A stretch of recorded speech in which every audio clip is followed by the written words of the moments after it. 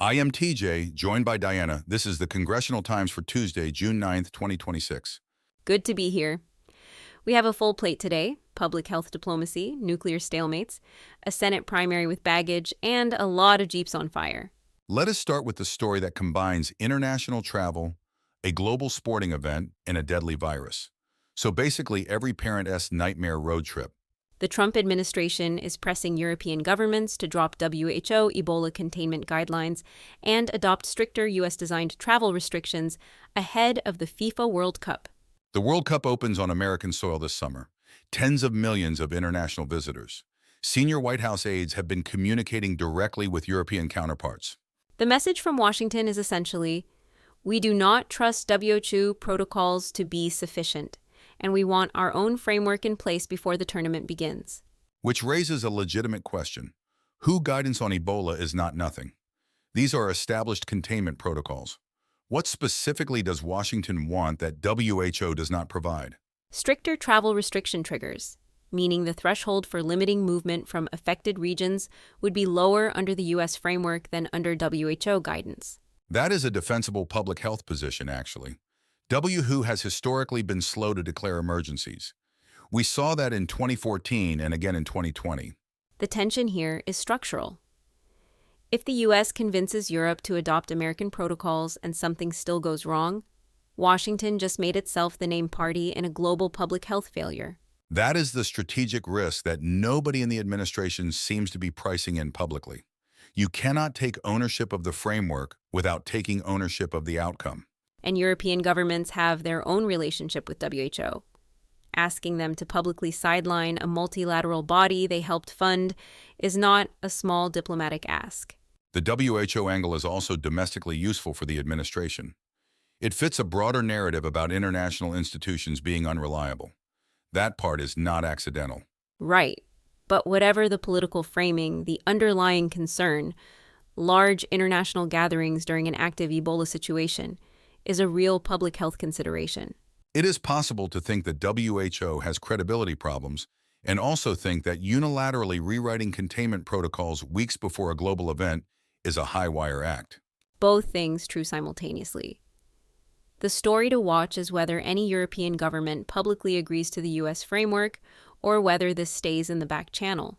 Moving to the nuclear talks. The U.S. and Iran are at an impasse, and the reason is almost elegant in how dysfunctional it is. Both sides need to be able to tell their domestic audience they won. The problem is they are negotiating the same agreement. Mediators cited by the New York Times describe a shared but incompatible demand. Every government needs a domestic win narrative, but you cannot both win the same deal. The technical issues are real: enrichment thresholds, inspection access, sanctions phasing, but those are solvable problems. The political constraint is the harder wall. Iran's supreme leader cannot go home and say he accepted American terms. Trump cannot go home and say he gave Tehran a clean exit from sanctions. The math does not work. What negotiators sometimes do in this situation is construct ambiguity on purpose.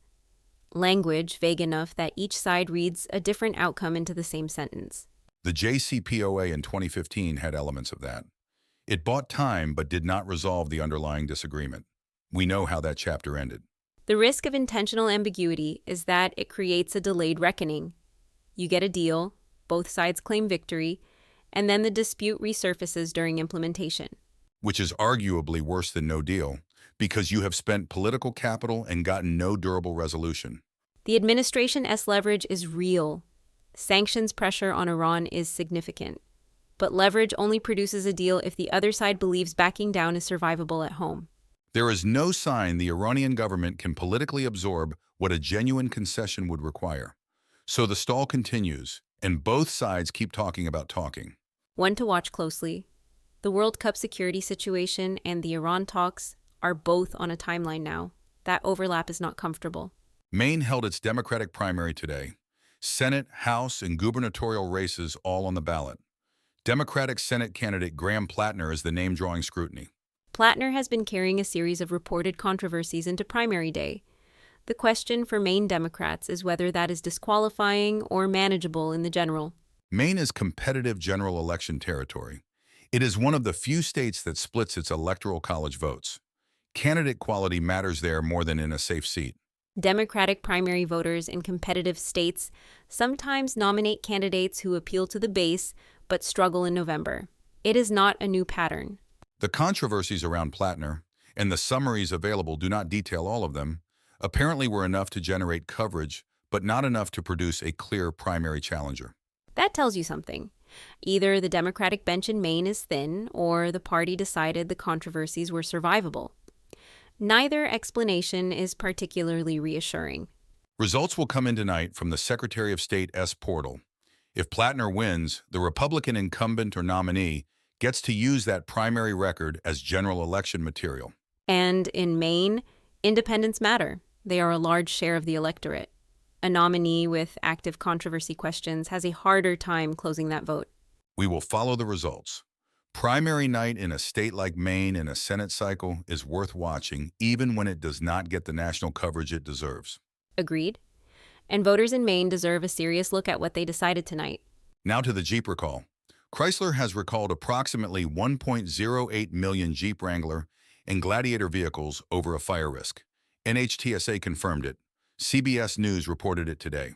The specific concern is that these vehicles can catch fire while parked and turned off, which is a sentence that should get your attention if you own one. A parked car that starts itself on fire is a category of problem that is hard to prepare for. At least if the engine is running, you have some warning cues. NHTSA's recall database at nhtsa.gov is publicly searchable. If you own a Wrangler or Gladiator, that is the place to go right now, not after the podcast. 1.08 million vehicles is a large recall. NHTSA's oversight capacity gets tested at that scale. Processing compliance, tracking remedies, verifying repairs, that is a significant administrative load. Stellantis, which owns Chrysler, is absorbing this at a moment when the auto industry is already under broader regulatory scrutiny. The timing and the compliance costs are both real problems for them. The broader context here is that NHTSA has been under pressure from multiple directions: budget constraints, staffing questions, and a backlog of safety investigations. A recall of this scale is exactly the kind of action the agency exists to take. It is the oversight working as designed. But the follow-through and enforcement are where the gaps sometimes appear. Jeep owners should check their VIN on the NHTSA site. Do not wait for a letter. The database is current and the search takes about 30 seconds. And if your Jeep is on the list, do not park it in an enclosed garage until the remedy is in place. That is just common sense given what the risk description says. Quick note on the breaking news front. House voted to take over the Librarian of Congress appointment power. That is a separation of powers question worth flagging. The Librarian of Congress has historically been a presidential appointment. The House moving to claim that authority is not a minor procedural footnote. It fits a pattern of Congress reasserting appointment and oversight powers that have drifted toward the executive. Whether that is constitutional overreach or a correction depends on your read of the clause. Also, the House AI legislation has an ambitious timeline for floor action. We will track that separately as the details develop. It is a fast-moving space. That is the Congressional Times. Find us at thecongressionaltimes.com. For deeper intelligence, money trails, lobbying filings, data nobody else is pulling, visit GabE at gab-e.com. And if you enjoy the show, please subscribe and leave us a review. Thanks for listening. Stay informed, stay skeptical, and we will see you tomorrow.